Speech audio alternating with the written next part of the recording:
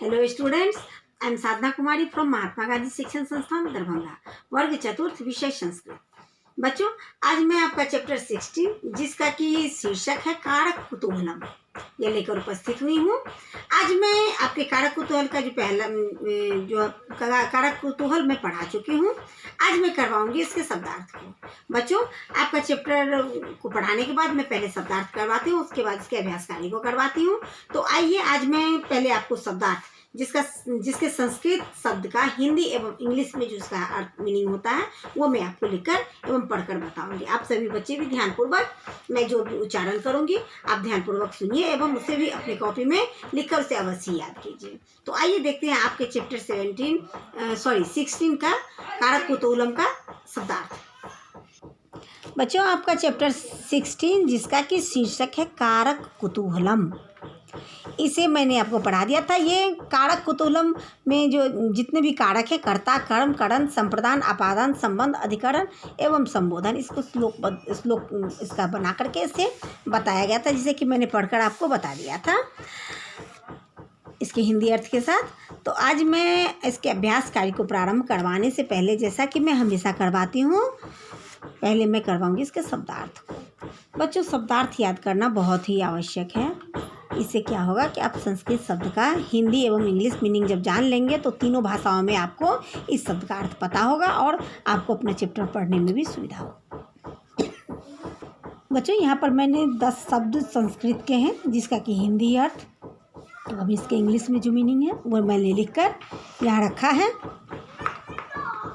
तो बारी बारी से मैं इन सभी संस्कृत के शब्द को पढ़ूँगी एवं इसकी हिंदी जो अर्थ है वो भी मैं आपको पढ़कर बताऊँगी, हिंदी एवं इंग्लिश। पहला जो शब्द है वो है पिका। पिका का हिंदी अर्थ होता है कोयल। कोयल को संस्कृत में कहते हैं पिका एवं हिंदी उसका अर्थ होता है कोयल, और इंग्लिश में उसे कहते हैं कुकू। दूसरा शब्द है आख्याति। आख्याति का हिंदी अर्थ है कहता है, और इंग्लिश में उसका मीनिंग होता है सेज। आख्याति का हिंदी अर्थ होता है कहता है एवं इंग्लिश में उसे कहते हैं सेज। तीसरा शब्द है संभ्रमः। संभ्रमः का हिंदी अर्थ होता है घबराहट, और इंग्लिश में उसे कहते हैं कन्फ्यूजन। चौथा शब्द है वपुः। वपुः का हिंदी अर्थ होता है शरीर, और इंग्लिश में उसे कहते हैं बॉडी। पांचवा शब्द है भेदः। भेदः का हिंदी अर्थ होता है अंतर, और इंग्लिश मीनिंग उसका होता है डिफरेंस। छठा शब्द है वासितम। वासितम का हिंदी अर्थ होता है सुगंधित किया हुआ, इंग्लिश में उसे कहते हैं फ्रेग्रेंट। सातवां शब्द है याचकः। याचका का हिंदी अर्थ होता है भिखारी, और इंग्लिश में उसे कहते हैं बिगर। याचका का हिंदी अर्थ होता है भिखारी, और इंग्लिश में उसे कहते हैं बेगर। आठवां शब्द है अभिव्यत। अभिव्यत का हिंदी अर्थ होता है डरा, इंग्लिश में कहते हैं फेयर।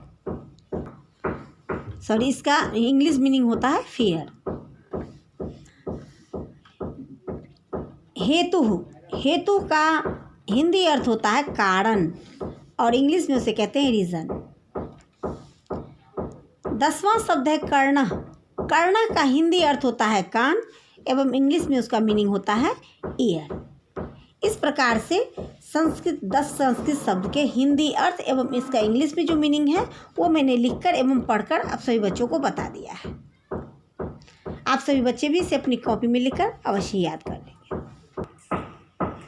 इस प्रकार से बच्चों, मैंने आपका जो कारक कुतूहलम जो आपका चैप्टर 16 है, इसके शब्दार्थ यानी इसके वर्ड मीनिंग को पढ़कर इसके संस्कृत शब्द का हिंदी अर्थ एवं इंग्लिश में जो इसका मीनिंग है वो लिखकर मैंने आप सब बच्चों को बता दिया है।